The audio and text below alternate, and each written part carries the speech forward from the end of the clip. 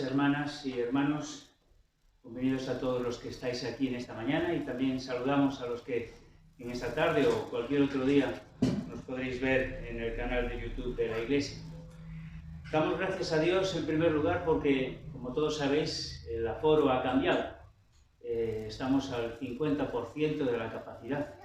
Eso permite, gracias a Dios, que podamos reunirnos 45 personas en esta mañana aquí.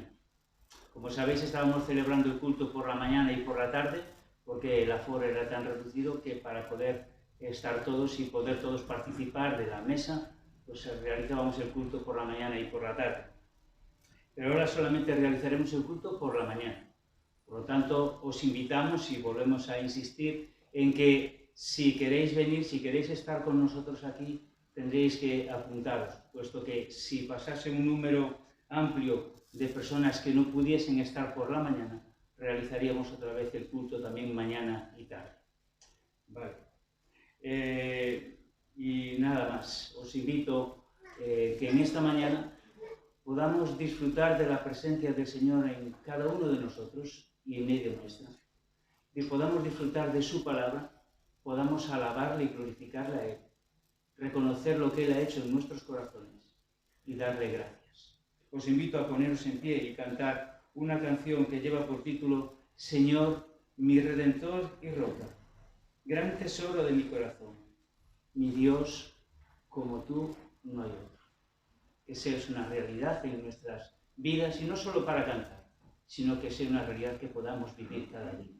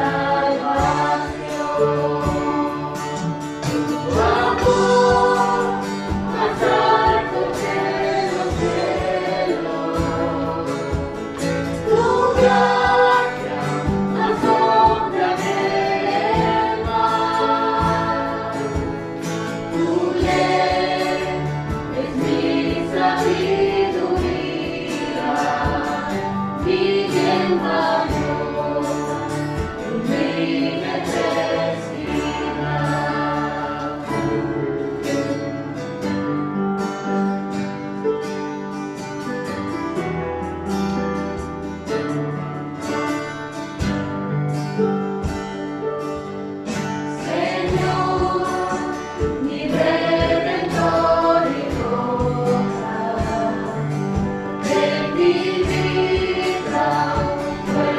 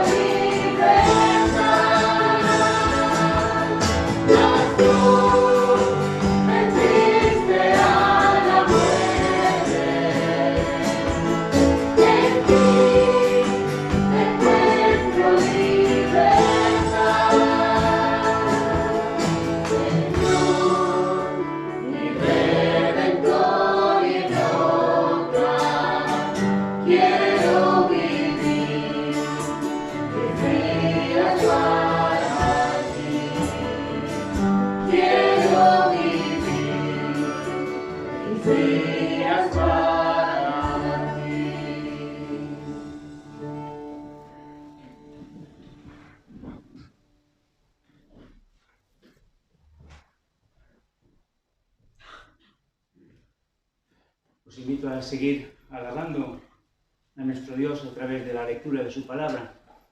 Y quisiera llevaros al Salmo 145.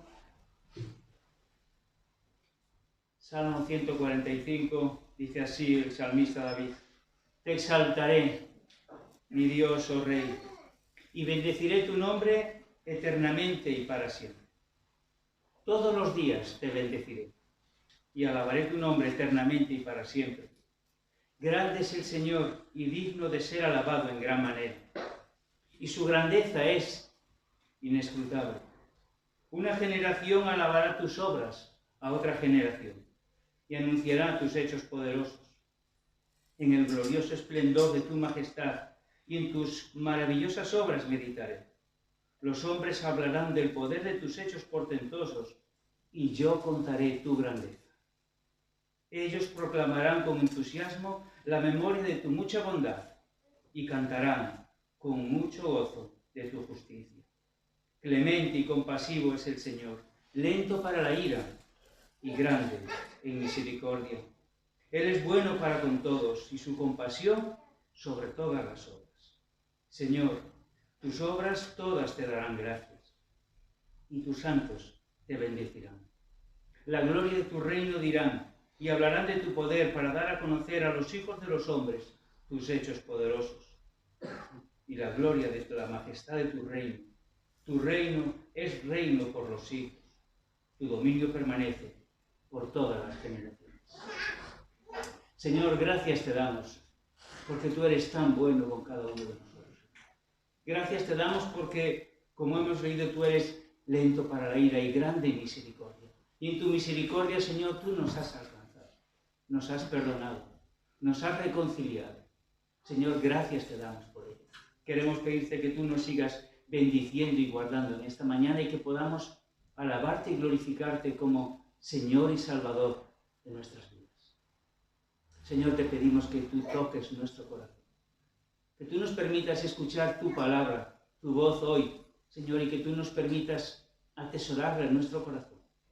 Y, Señor, no solamente ser oidores, sino también ponerla en práctica en nuestras vidas. Señor, ayúdanos. Sabemos que tú eres nuestra fortaleza, tú eres nuestra roca, tú eres nuestro escudo. Bendícenos tú, guárdanos, Señor, y ayúdanos a cumplir tu voluntad en nuestras vidas. Gracias te damos, Señor, porque tú estás con tu pueblo, Señor, y tú nos bendices. Te lo pedimos en el nombre de Jesús, y a Él sea toda la gloria. Amén. Os invito a seguir cantando una canción que dice: ante el trono celestial, Él intercede hoy por mí. Y después de la canción, nuestro hermano Dani tendrá la palabra, la exposición de la palabra.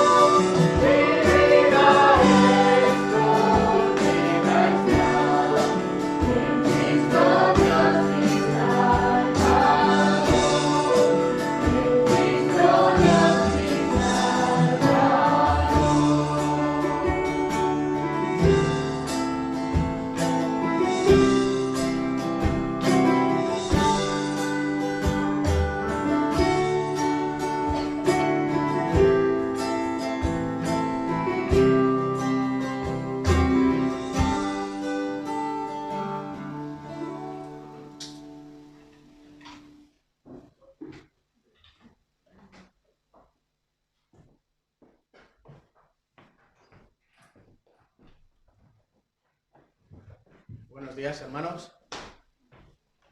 Es un gozo poder veros cada vez a más. Y tengo que deciros que de las veces que he predicado solo, con Jonas Gamam por aquí y con el móvil, con un 30% de ocupación, y ahora con el 50%, me quedo con el 50%. Así que es un gozo poder estar en esta mañana con vosotros. También sabéis que el pastor Jonathan está predicando en esta mañana en la iglesia de Teis, en Vigo. Así que es un gozo poder bendecir a otros con los dones que también el Señor nos da, y os pediría que en el lugar donde estéis también podáis orar por él, para que el Espíritu Santo, por medio de su predicación, también lleve el mensaje de la palabra a los hermanos en Teis, y después, como sabéis, a todos aquellos que lo puedan también recibir por medio de las tecnologías nuevas que tenemos ahora, como es Internet. Me gustaría que abrieseis vuestras Biblias por Lucas capítulo 1. El Evangelio de Lucas, capítulo 1. Vamos a estar viendo los versículos hoy del 21 al 38. Y el título del mensaje, o de la predicación de esta mañana, es un mensaje irrepetible. Un mensaje irrepetible. Fijaros, la idea del libro de los récords surgió en la década de los 50 del siglo pasado. Sir Hugh Beaver, que por cierto era el director general de la destilería Guinness, de cerveza y otro tipo de bebidas, estaba de cacería con sus amigos y estaban discutiendo acerca de cuál era el ave de caza más rápida de todas. Y discutieron, y no llegaron a un acuerdo. Y lo peor de todo es que no podían ir a ningún lugar para comprobar cuál era el ave de caza más rápida. Todo esto sucedió en una cacería en Wexford, en Inglaterra. Así que unos años después, en el año 54, recordando todavía esta discusión, el director general de la destilería de Guinness quiso solventar esta disputa, y por eso encargó a dos editores que comenzasen a compilar lo que hoy conocemos como el libro récord de los Guinness. No existía Google, no existía Wikipedia, no existía Internet, así que realmente este libro contenía todas estas informaciones que se solía discutir tanto en cacerías como tomando una pinta en muchos pubs. Así que de esta manera este director general mató dos pájaros de un tiro. Primero, con esta obra maestra de mantener los récords en un solo libro, y segundo, promocionando además así la bebida de la cual era él el director general. De esta manera nació el libro de los récords. Y fijaros, año tras año se superan estos récords. En ocasiones centímetro a centímetro. En otras ocasiones, si es un salto mortal, ahora viene el segundo salto mortal, el triple salto mortal. Pero hoy Lucas nos va a presentar un mensaje que es irrepetible. Un mensaje que es irrepetible. Nadie podrá nunca superar ni igualar este mensaje. Recordáis que estamos en el Evangelio de Lucas, estamos en el capítulo 1 todavía, y como bien hemos estado recordando durante todos estos domingos, capítulo del 1 al 3 es el capítulo donde Lucas narra con todo lujo de detalles todo lo que tiene que ver con el nacimiento y la infancia de Jesús. Y después sigue un patrón geográfico y nos va a revelar cuál es el ministerio de Jesús en Galilea, en el norte, cómo desciende después hacia Jerusalén, la semana de pasión, su muerte, y después termina con su ascensión. Este es el patrón geográfico que podemos observar, cómo desciende del norte a sur en el Evangelio de Lucas. Pero todavía estamos en la primera parte, primeros 3 capítulos, lo que se conoce como el nacimiento o el Evangelio de la infancia. Si recordáis, en los primeros 4 versículos del capítulo 1, habíamos visto cómo Lucas nos prometía un mensaje veraz, ordenado y preciso. Y es algo que pudimos comprobar después con el mensaje sobrenatural que pudimos observar en los versículos del 5 al 20 de este capítulo. Así que hoy en los versículos del 21 al 38, Lucas nos va a presentar este mensaje irrepetible. ¿Por qué? Porque Lucas relata el anuncio del nacimiento irrepetible de Jesús. Lucas relata el anuncio del nacimiento irrepetible de Jesús, el Mesías, para que afirmes tu salvación solamente en Cristo Jesús. Y por eso vamos a dividir estos versículos que tenemos delante en 2 partes. La primera va a ser el mensaje confirmado, versículos del 21 al 25. El mensaje confirmado. Y después vamos a ver el mensaje irrepetible en los versículos del 26 al 38. Vamos a dar lectura, y estoy leyendo desde la versión de las Américas. Lucas capítulo 1, versículos del 21 al 38. Tened en mente el mensaje irrepetible. Dice así la palabra del Señor. Y el pueblo estaba esperando a Zacarías y se extrañaba de su tardanza en el templo. Pero cuando salió, no podía hablarles. Y se dieron cuenta de que había visto una visión en el templo, y él les hablaba por señas y permanecía mudo. Cuando se cumplieron los días de su servicio sacerdotal, regresó a su casa. Y después de estos días, Elizabeth, su mujer, concibió. Y se recluyó por 5 meses diciendo: así ha obrado el Señor conmigo en los días en que se dignó mirarme para quitarme afrenta entre los hombres.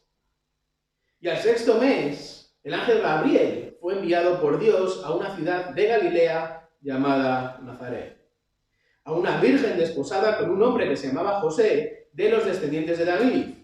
Y el nombre de la virgen era María.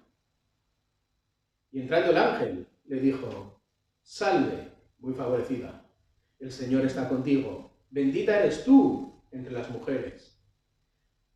Pero ella se turbó mucho por estas palabras y se preguntaba qué clase de saludo sería este. Y el ángel le dijo: no temas, María, porque has hallado gracia delante de Dios. He aquí, concebirás en tu seno y darás a luz un hijo, y le pondrás por nombre Jesús. Este será grande y será llamado Hijo del Altísimo, y el Señor Dios le dará el trono de su padre David, y reinará sobre la casa de Jacob para siempre, y su reino no tendrá fin. Entonces María dijo al ángel: ¿cómo será esto, puesto que soy virgen? Respondiendo el ángel le dijo: el Espíritu Santo vendrá sobre ti, y el poder del Altísimo te cubrirá con su sombra. Por eso el santo niño que nacerá será llamado Hijo de Dios. Y aquí, tu parienta Elizabeth, en su vejez, también ha concebido un hijo.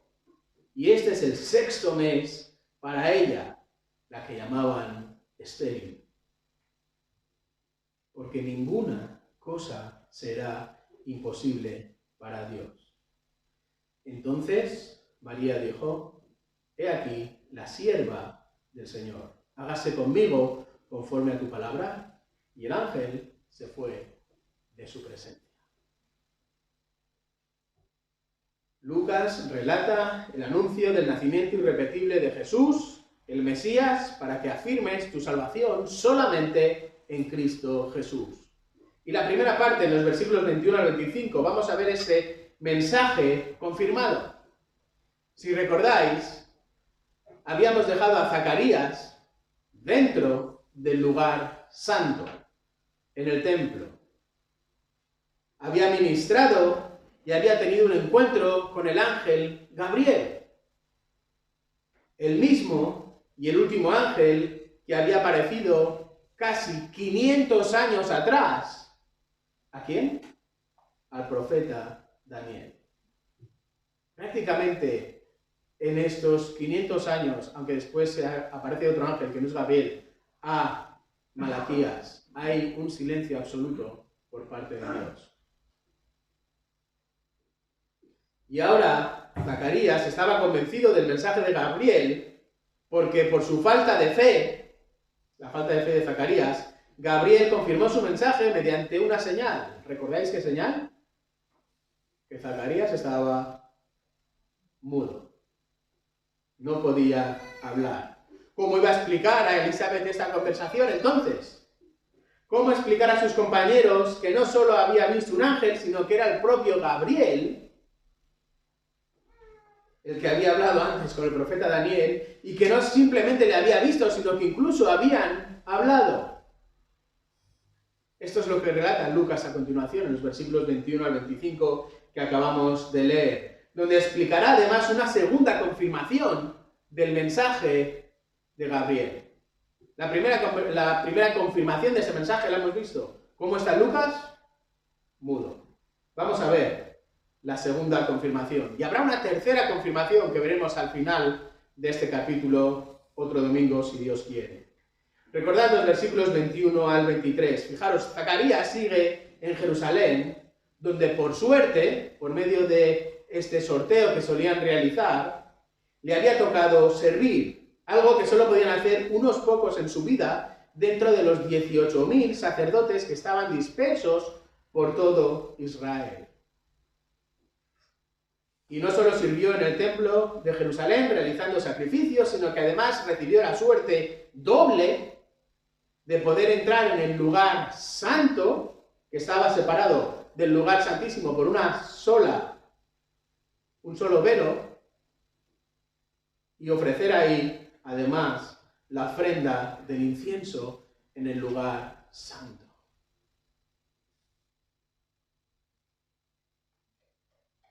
Y el pueblo estaba esperando a Zacarías.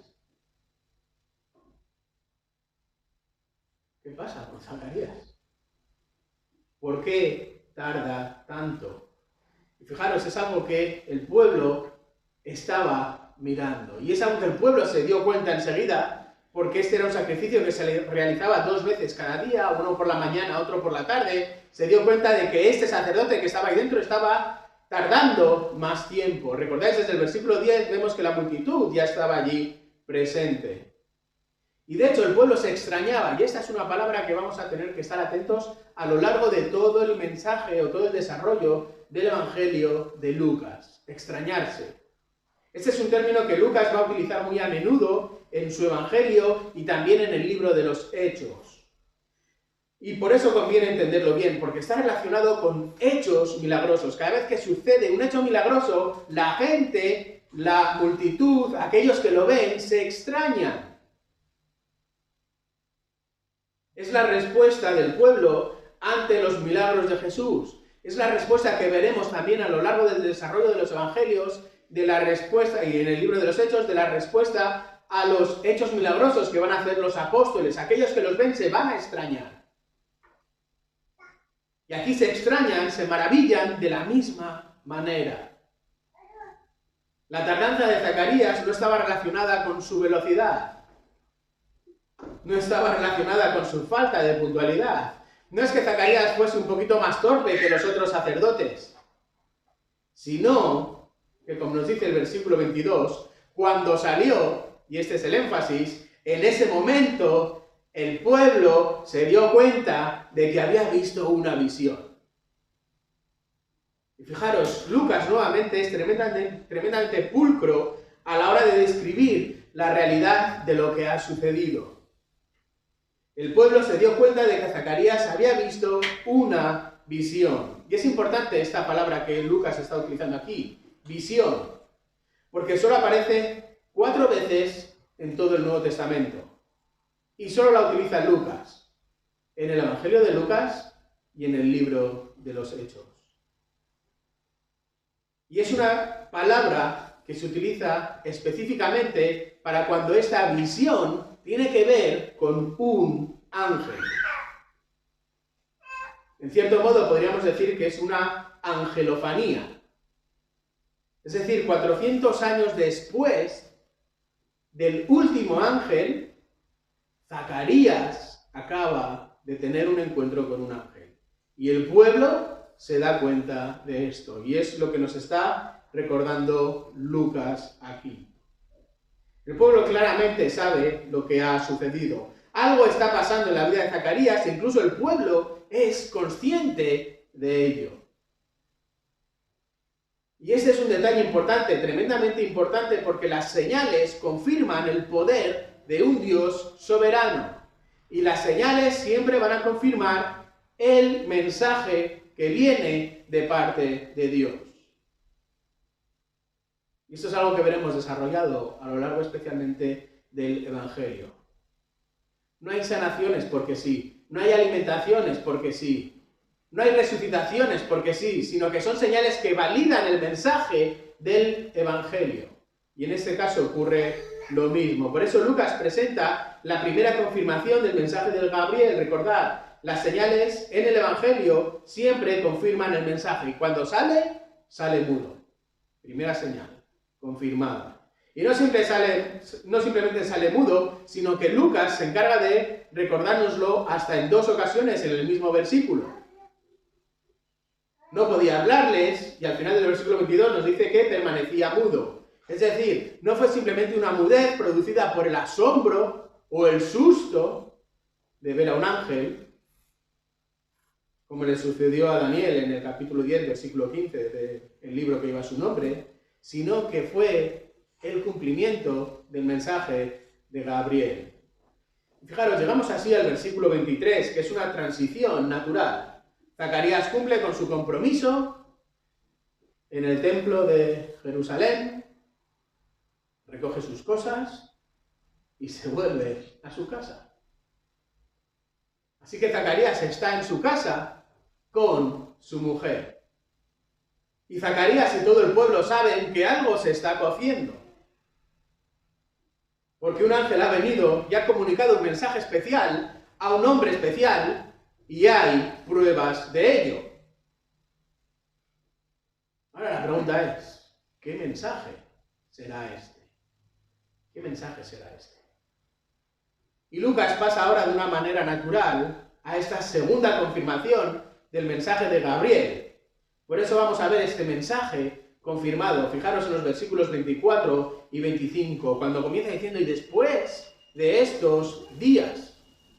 Es decir, después de la semana que Zacarías pasó sirviendo en el templo, después de recibir el mensaje de Gabriel, vuelve a casa con su mujer y, ¿cómo sigue el versículo 24? Elizabeth, su mujer, concibió. Fijaros, Lucas no nos da los detalles íntimos, pero es suficientemente claro como para apuntar que mantuvieron relaciones sexuales íntimas. Y que a consecuencia de ello, su mujer concibió. Es decir, el embarazo de Elizabeth no fue antes de la partida de Zacarías, no fue durante el tiempo que él estaba en Jerusalén sirviendo, sino que fue una vez que volvió a casa. Así que no hay duda de que Dios abrió la matriz de la estéril. No hay dudas. No era un problema de esterilidad de Zacarías, sino de Elizabeth. Por eso era necesario que Zacarías regresase a su casa. Fijaros, la estéril, la que además estaba fuera del ciclo reproductivo por su edad, concibe. Y esta es la segunda señal del cumplimiento del mensaje de Gabriel. Elizabeth concibe. En primer lugar hemos visto la mudez de Zacarías y ahora vemos el embarazo de Elizabeth. Y este embarazo de Elizabeth es una muestra no solo que confirma el mensaje, sino que además confirma el poder soberano y absoluto de Dios. ¿Y qué hizo Elizabeth? Se recluyó 5 meses. ¿qué habrías hecho tú? ¿Qué habría hecho yo? Bueno, yo va a ser difícil, que me quedé embarazado. Se recluyó 5 meses. ¿Por qué? ¿Por qué se recluyó? ¿Por qué se recluyó además 5 meses? La verdad es que hay muchas teorías. Para la confirmación del embarazo, por quizás el temor a perderlo, pero la verdad es que no lo sabemos.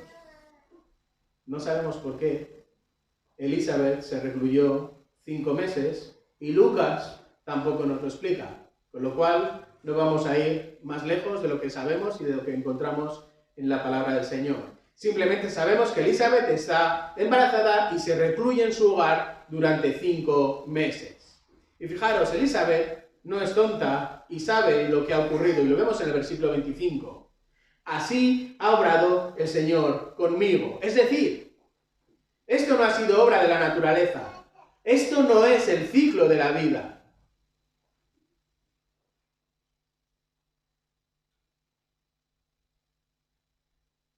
Esto no es que a mi marido le ha sentado bien el aire de Jerusalén o el agua del templo. Esto es que el Señor, el dueño del universo, el que abre y cierra matrices, así ha obrado conmigo. Y fijaros el contraste con Zacarías. Zacarías dudó. Elizabeth agradeció a Dios.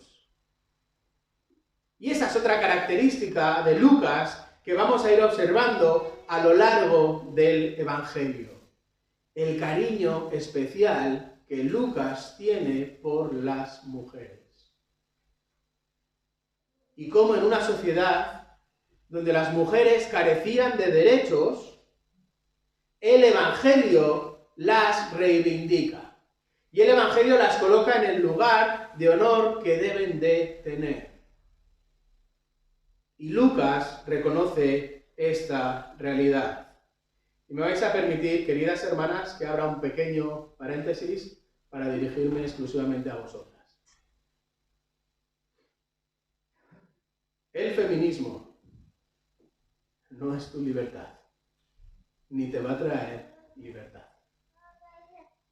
Solo puedes ser libre y gozar de los mejores derechos en el Evangelio, con el Evangelio, dentro del Evangelio, con Cristo. Cuando Dios te salva por medio de Cristo y obedeces su palabra.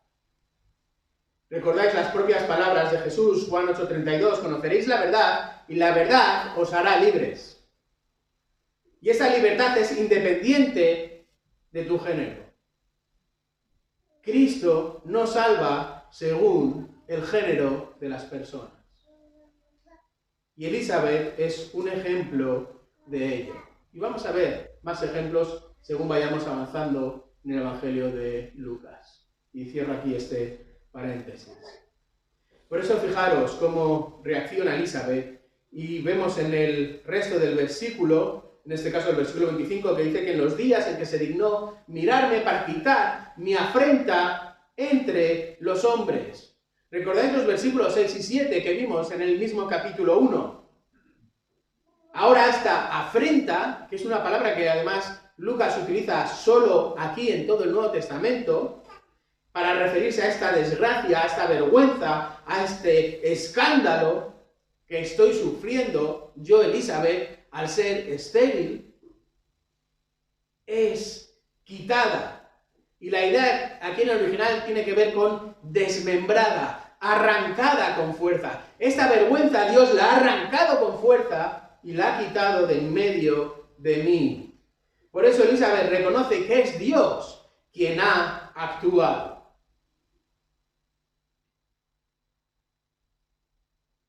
¿Cuántas cosas podemos aprender de Elizabeth? ¿A quién acudes en medio de la tormenta?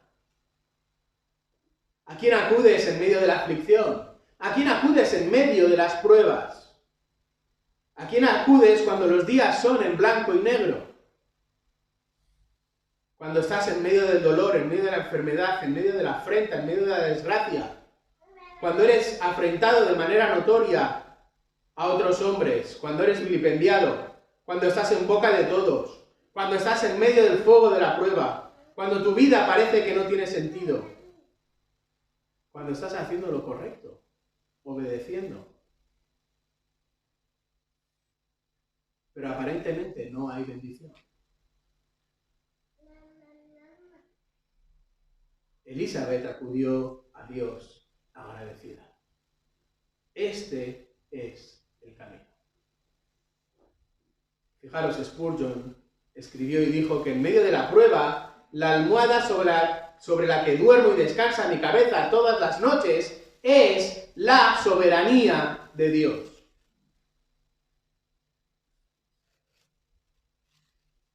Descansas en la soberanía de Dios, a pesar del fuego de la prueba.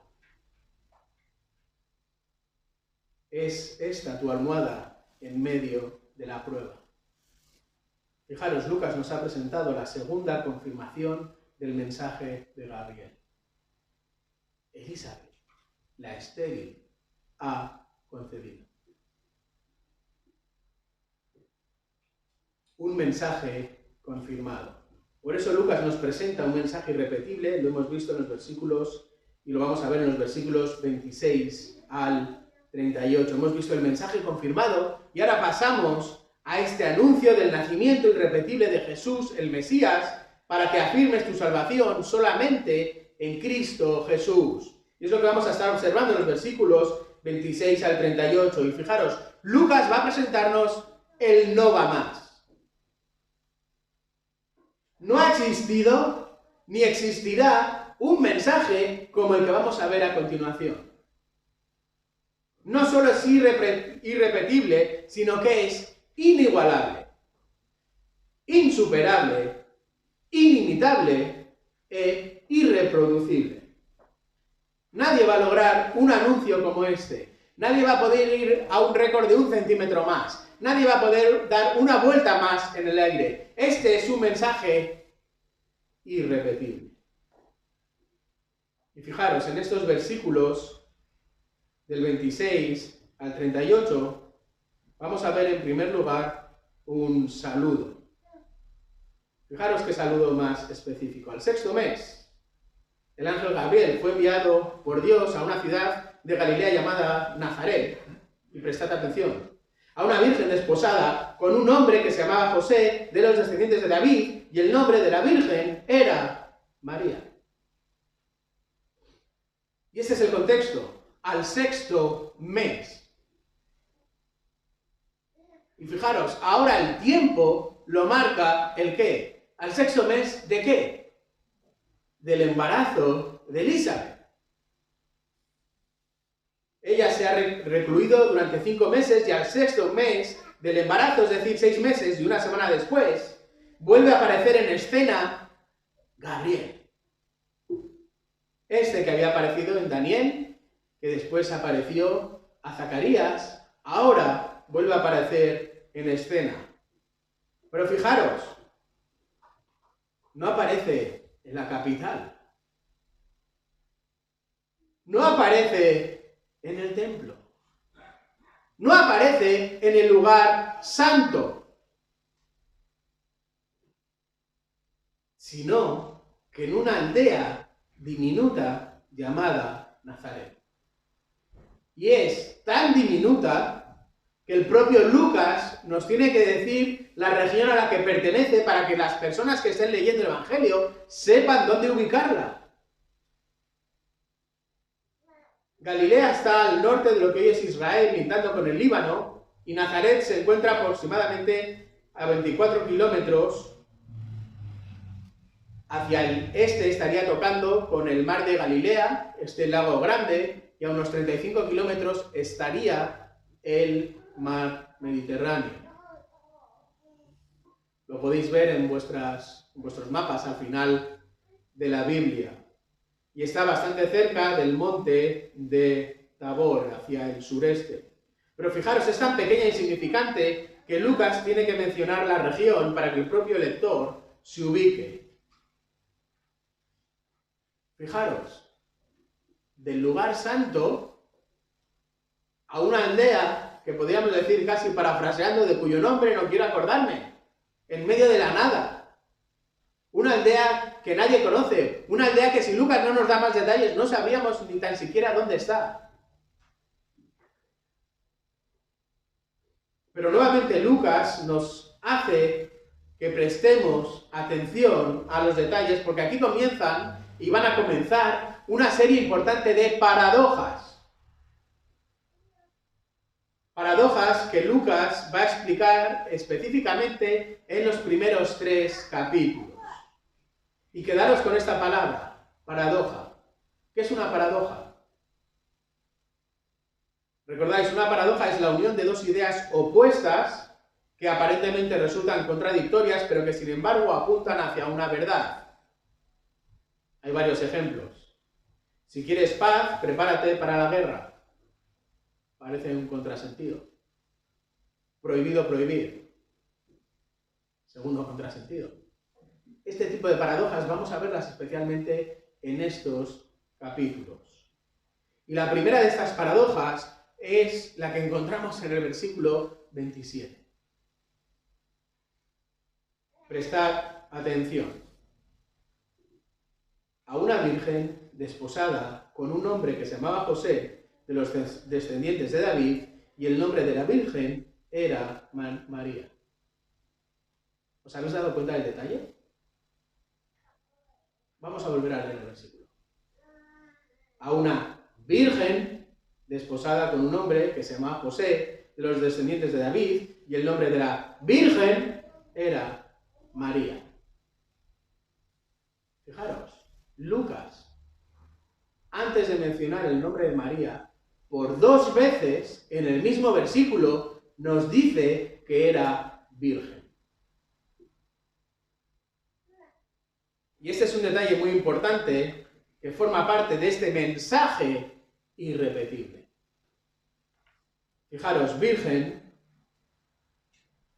y aquí tenemos que hacer un esfuerzo, porque debido al arte y debido a las imágenes que enseguida vienen a nuestra cabeza, como las Madonas o como las Piedades, etcétera, etcétera, tendemos a cerrar los ojos y cuando nos hablan de la Virgen María o vemos una virgen, vemos a una mujer adulta. Y pensamos en una mujer adulta que no ha tenido relaciones sexuales con un hombre. Pero realmente estamos hablando de una niña entre los 12 y 15 años que ya es fértil. Esa es la edad que tenía María. Se calcula que entre los 12 y los 15 años. Una niña. Vamos. Una niña que además estaba desposada. ¿Y qué significa que estuviese desposada?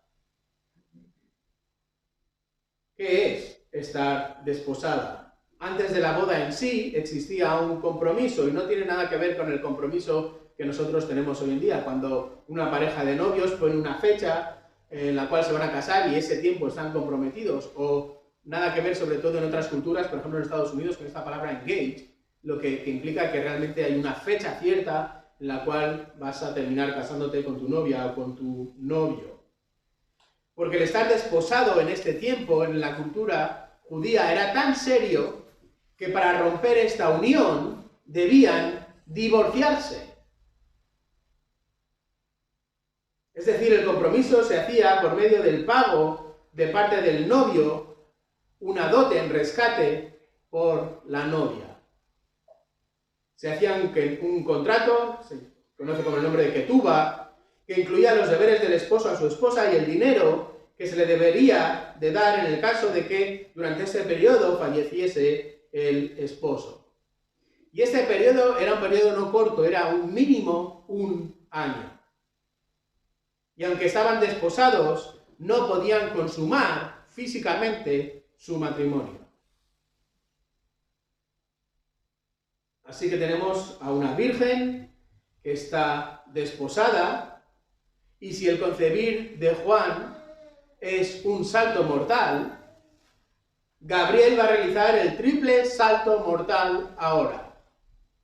virgen, desposada, y seguimos viendo los detalles en este versículo 27, con un hombre que se llamaba José, de los descendientes de David.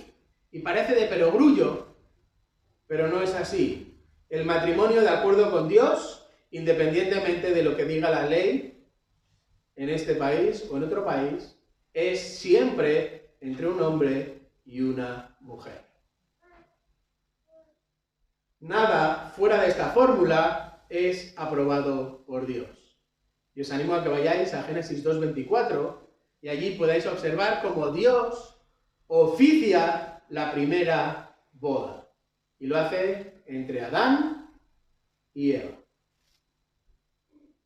Y vemos que en otro momento podremos estudiar lo que implica que el hombre dejará a su padre y a su madre. Y fijaros, Adán y Eva acababan de ser prácticamente creados. Eva llevaba horas viva. No tenían padre ni tenían madre. Pero cuando Dios oficia esta boda, ya deja claro el estándar. Dejarán a su padre y a su madre. La lealtad cuando te casas con tu mujer, cuando te casas con tu marido, ahora os pertenece a vosotros. Has dejado de ser hijo, has dejado de ser hija. Papá y mamá, tu papá y tu mamá ya no tienen ese poder sobre ti, que ahora te debes a tu marido y que tu marido se debe a ti. Y se unirá a su mujer, como dice Génesis 2:24, mejor dicho, con su mujer. Y la idea aquí es esta unión perfecta de la tuerca y el tornillo, del cinturón a la cintura, del guante a la mano, del escalador a la pared. Cuando dos folios son pegados perfectamente, que no se pueden separar. Y esto va mucho más allá, es simplemente el hecho de ser una sola carne. Es decir, va mucho más allá de esta intimidad sexual. Implica que cuando te unes a una mujer vais a caminar juntos al ritmo. Ya no existe el yo, ya no existe el tú, ahora somos nosotros. Y caminamos como camina un ejército, manteniendo el paso juntos.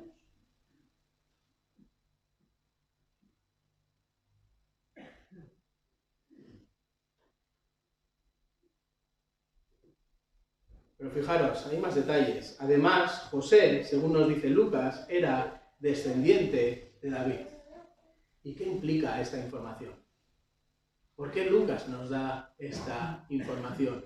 Porque es importante que José sea descendiente de David. Y fijaros, Lucas es tremendamente puntilloso con los detalles y no podemos pasar o dejar pasar por alto ninguno. Que José descienda de David es clave porque el Mesías tenía que venir de la línea de David. Se está a punto de cumplir el pacto que Dios hizo con David, lo que también conocemos como el pacto davídico. Las promesas de Dios a David por medio del profeta Natán, que se encuentran en el segundo libro de Samuel, capítulo 7, y que posteriormente se resumen en el primer libro de Crónicas, capítulo 17, y también en el segundo libro de Crónicas, capítulo 6, y que apuntan a este pacto incondicional que Dios hace y Dios cumple, independientemente de David, con David, cuando le promete que de su descendencia iba a venir a Israel el Mesías, que el Mesías, Jesucristo, Cristo, saldría del linaje de David y de la tribu de Judá y establecería un reino que permanecería para siempre. Así que no es cualquier detalle insignificante que el futuro marido de María fuese descendiente del linaje de David.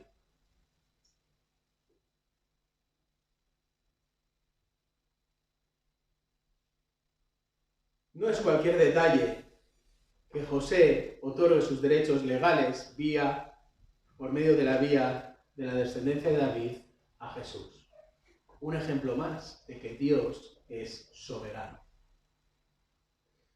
Y ahora sí, Lucas nombra a María.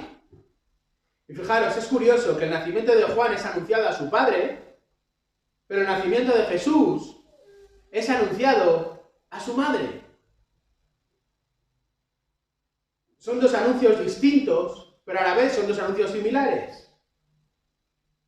un mensaje irrepetible que se divide en dos partes. Ya hemos visto la primera y ahora Lucas nos introduce en lo que sucede en esta conversación, en este diálogo irrepetible que encontramos entre los versículos 31 y 38.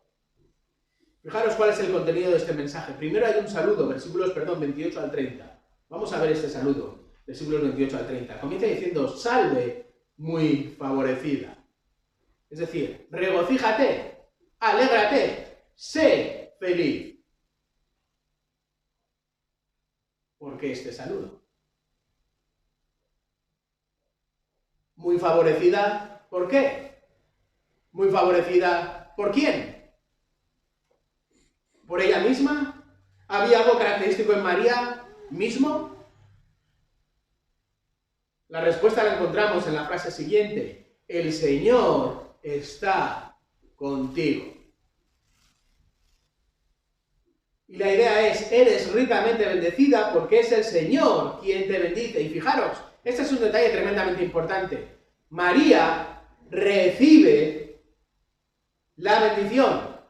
María no da la bendición. María no otorga la bendición. María es receptora de la bendición. Así que María no puede bendecir a nadie porque solo Dios bendice. De hecho, sigue el saludo. Bendita eres tú entre las mujeres. Nuevamente, es el Señor el que está bendiciendo a María. Menudo saludo de un ángel a una niña de entre 12 y 15 años en una aldea remota, donde si Lucas no nos dice la región, no tendríamos ni idea de cómo colocarla en el mapa. Esto no es un ángel que está en el lugar santo del templo. Pero fijaros, el saludo sigue, versículo 29. Evidentemente, María se turbó mucho por estas palabras y se preguntaba, ¿qué clase de saludo es este? Y esta es la misma respuesta que Zacarías. Zacarías también se turbó porque un ángel se le aparece 400 años después, pero en este caso con una mujer virgen y desposada. Pero fijaros, frente a la turbación, frente al desasosiego, el ángel le responde, Gabriel le responde, no temas, María, porque has hallado gracia delante de Dios.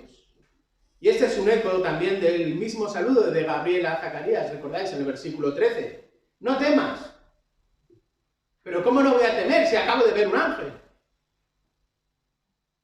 No temas porque has hallado gracia delante de Dios. Y esa es una expresión que Lucas va a utilizar a lo largo del Evangelio. ¿Para qué? Para enfatizar así el hecho de que Dios permite una visión de su reino por medios sorprendentes, como es en este caso el ángel. Toda esta verdad acerca del Mesías, que Dios conocía desde la eternidad, se está dando a conocer, está comenzando a desplegarse a los hombres. En este caso, en primer lugar a Zacarías, después a Elizabeth, y ahora está llegando también a María. Y nosotros estamos en un rinconcito observando todo este despliegue que nos está poniendo delante Lucas. Por eso, María ha hallado gracia delante de Dios. Y nos vamos a detener aquí un momento porque es importante apreciar los detalles que nos da Lucas. Fijaros, nuevamente, María recibe la gracia, no otorga la gracia. María la recibe y es importante marcar esta realidad porque esta es la base por la cual no ofrecemos culto ni adoramos a María. ¿Por qué? Porque solo Cristo recibe la gloria de vida a su obra de la salvación. Si alabas a María, estás colocando a María a la misma altura de Cristo.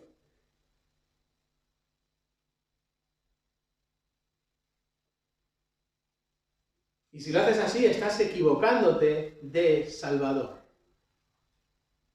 ¿Quién recibe más gloria? ¿María o Cristo? Si vais a Madrid y visitáis la Catedral de la Almudena, verás que María ocupa el lugar central en la fachada. Ocupa el lugar más importante. Lo mismo sucede con las piedades. ¿Recordáis? Hay una muy conocida a la entrada del Vaticano, a mano derecha. Las piedades son estas vírgenes que tienen el cuerpo de Cristo al descender de la cruz en brazos. Pero si os fijáis y miráis los detalles, el cuerpo de María es 3 veces más grande que el de Jesús.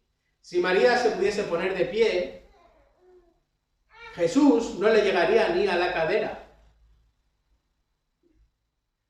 Ocurre lo mismo con el sumo pontífice o con el título que se le da también al Papa. El pontífice es el que crea los puentes para unir al hombre con Dios. ¿Y esa labor de quién es? Esa labor es exclusivamente de Cristo. ¿Quieres llegar a la salvación, a Dios? ¿Cómo puedes llegar a la salvación por Dios? Única y exclusivamente, según nos dice su palabra, por medio de Cristo.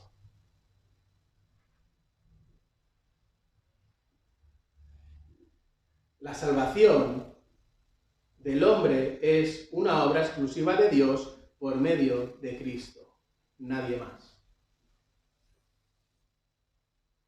Por eso, a pesar de lo que encontremos en algunos catecismos, María, desde luego, no es corredentora con Cristo. María no es abogada, ni ayudadora, ni benefactora, ni mediadora. Por eso, la salvación nunca se la debes a María. María y otros hombres buenos, según esta tradición, los santos que exceden en obras buenas están atesorando mérito suficiente para ellos. Y el excedente lo tienen en el cielo para administrarlos a otras personas. Por eso los santos y María reciben adoración. Pero eso es algo que no encontramos en la palabra del Señor.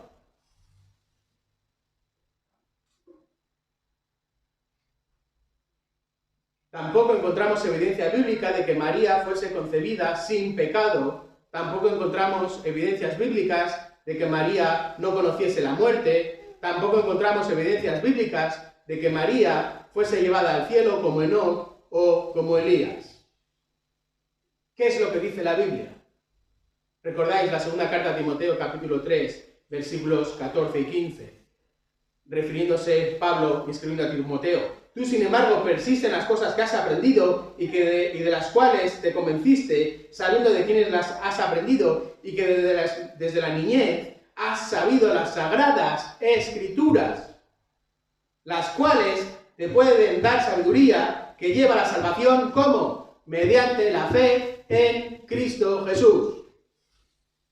¿Quieres ser salvo? Mira a Cristo.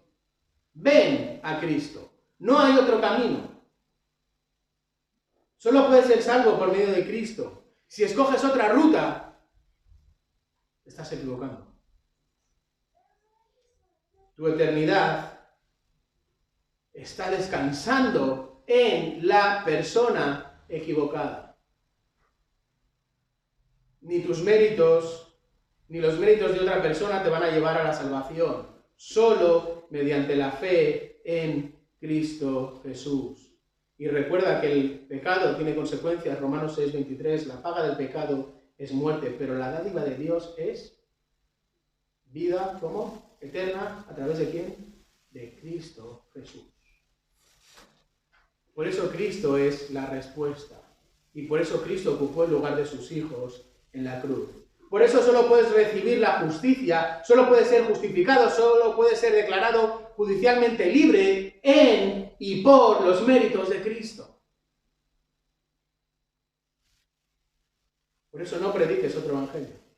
No rebajes este evangelio. No lo edites, no lo adecúes a los tiempos, no quites ni pongas, solo Cristo salva. Por eso predicamos a Cristo. Por eso somos columna y sostén de la verdad. Y esta es la base del saludo que recibe María.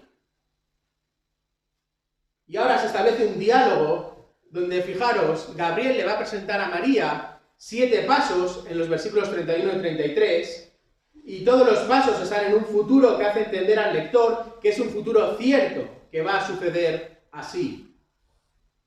Y no hay duda de ello. Fijaros, versículos 31 al 33. En primer lugar, concebirás en tu seno. Y fijaros, es importante, no va a ser por tus propios medios o por los medios, digamos así, convencionales o naturales. En segundo lugar, darás a luz un hijo y le pondrás por nombre Jesús. Es decir, va a ser un varón. Y su nombre, tal como ocurrió con Zacarías y con Juan, ya está determinado, es Jesús. ¿Qué significa el nombre de Jesús? Salvador. Dios salva. Y ahora vienen las características de su ministerio, siguiendo un guión parecido al de Juan. Fijaros, de estas 7 características que el ángel le está dando a María entre los versículos 31 y 33, llegamos a la tercera característica en el versículo 32 y tenemos que estar atentos. Este será grande. Y Pablo se hace eco de esta realidad de la grandeza de Jesús en Tito 2:13, cuando escribe y habla acerca de nuestro gran Dios y nuestro gran Salvador, Cristo Jesús. Pero ¿cuál es la diferencia aquí? Fijaros, Lucas nos está diciendo que es grande. ¿Qué dijo a Zacarías? De Juan. De Juan dijo que éste será grande delante de Dios. Uno será grande y otro es grande. Y es grande desde la eternidad y hasta la eternidad. Cuarta característica de este niño: será llamado Hijo del Altísimo. Hijo del Altísimo es una referencia a Dios Padre. Antes de nacer, antes de ser concebido, ya es hijo del Dios Altísimo, porque lo ha sido desde la eternidad y lo sigue siendo y lo seguirá siendo el resto de la eternidad. Quinta característica: y el Señor Dios le dará el trono de su padre David. Una referencia más al cumplimiento del pacto de Dios con David, que ya hemos hecho mención al presentar a José como descendiente de David. Y fijaros, Lucas está aquí utilizando la expresión el trono de David su padre, o David su padre, y es algo que también vamos a encontrar a lo largo del Evangelio, en varias ocasiones, y también en el libro de los Hechos, porque apunta al cumplimiento del Mesías, que es vital para la salvación de los judíos y también de los gentiles. Sin Cristo, sin Mesías, no habría salvación. Sería imposible. Sería imposible. Por eso solo Cristo es el camino. Por eso solo Jesús es el camino y no hay otro camino. Y fijaros la sexta y séptima característica que encontramos al final del versículo 33. Y reinará sobre la casa de Jacob para siempre, y su reino no tendrá fin. Es decir, se va a cumplir este pacto, porque no hay duda de que este niño es el Mesías. Por eso es grande, porque tanto él como su reino son eternos. Una idea que Lucas expande y desarrolla y veremos a lo largo de todo el Evangelio. Y ahora María, con esta información, emite una respuesta breve con la que terminamos nuestro pasaje, versículos 34 al 38. Entonces María dijo al ángel: ¿cómo será esto? Pues soy virgen. Ay, ay, ay, que María se nos queda muda. Pero no, fijaros, existe una gran diferencia, una diferencia enorme entre la respuesta de Zacarías, que brilla por su ausencia de fe, y la respuesta de María. Nuevamente Lucas nos da los detalles. ¿Cómo sucederá? Es decir, María está diciendo: sé que va a suceder. ¿Pero cómo? ¿Cómo va a suceder? Porque soy virgen. A ver, que no he conocido a mi marido. Fijaros, María no sabe todavía que Elizabeth está embarazada. Y este era un embarazo que era imposible, por su esterilidad manifiesta durante todos sus años y por su edad, que ya estaba en su vejez. Pero Dios abrió su matriz y Zacarías puso su semillita. Pero yo, Gabriel, soy virgen. No sé si has caído en este pequeño detalle. Ana, la madre de Samuel, tenía marido. Sara tenía marido. La mamá de Sansón tenía marido. Elizabeth tenía marido. Pero yo soy virgen. Por eso este mensaje es irrepetible. Porque vas a concebir sin conocer a varón. Nunca ha sucedido y nunca sucederá nada igual, María. Por eso este mensaje es irrepetible.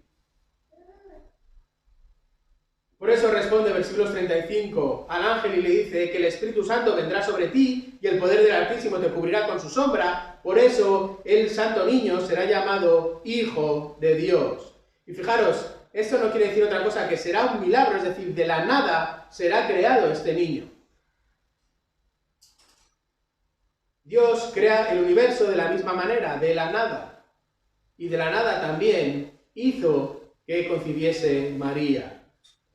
Así que es por medio del poder del Espíritu Santo que vas a engendrar. Es el poder del Altísimo. Es una referencia a este Espíritu Santo que te cubrirá con su sombra, que es una idea también que nos recuerda a la Shekinah, la gloria, la nube que cubría el templo, la nube que se ponía encima del tabernáculo, la nube que guiaba también de día por el desierto. Y esto hará que concibas.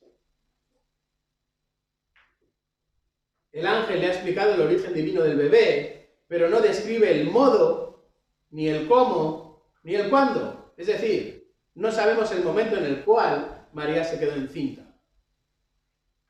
Pero dice, este niño será santo, es decir, será apartado, hay un plan específico para su vida y será llamado el Hijo de Dios, mucho más que el Hijo de David. Esto está apuntando al Mesías. Cosa que los judíos no entendieron o no quisieron entender, porque todavía a día de hoy siguen esperando al Mesías. Por eso, los 144.000, cuando sean salvos en la tribulación, y la segunda venida de Cristo ponga fin a la tribulación y comience el milenio, conocemos cuál será su canto. Isaías 53. Tuvimos al Mesías delante de nosotros y lo tuvimos como azotado de Dios. Y vamos a ver a lo largo del Evangelio cómo los judíos, y hoy muchos de entre nosotros, siguen rechazando a Jesús. Y espero y deseo que este no sea tu caso. Y Gabriel confirma el mensaje a María, aunque María no pidió una confirmación en ningún momento. Fijaros en el versículo 36 y 37, le da la información acerca de su parienta Elizabeth. Y María recibe la noticia del embarazo de Elizabeth, y según el relato, hasta ahora solo lo sabían Dios, Gabriel, Zacarías y la propia Elizabeth. Y ahora lo conoce María. Y este milagro del embarazo de la estéril, de la mujer que físicamente ya no puede tener hijos, es otra confirmación del mensaje de Gabriel, porque los milagros validan el mensaje y no al revés. Lo importante siempre es el mensaje. Y la firma que Gabriel deja y con la cual cierra este mensaje es una firma contundente. Porque ninguna cosa será imposible para Dios. Es decir, Dios es omnipotente en lo que dice, en lo que hace. Dios es omnipotente. Y esta es la característica más importante de los 3 primeros capítulos de Lucas, cómo el poder de Dios se manifiesta. Lucas describe la concepción de Jesús como el milagro del nacimiento virginal. Por esta razón el Hijo tiene un nombre especial: Jesús, Salvador de Dios, Hijo de Dios. Cristo es el cumplimiento de la profecía y goza de un poder especial en el Espíritu Santo. ¿Cuál es la mini respuesta entonces de María? Versículo 38. He aquí la sierva del Señor, hágase conmigo conforme a tu palabra. Y el ángel se fue de su presencia.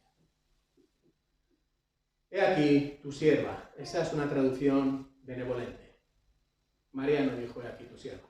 María dijo, he aquí tu esclava. Tu esclava.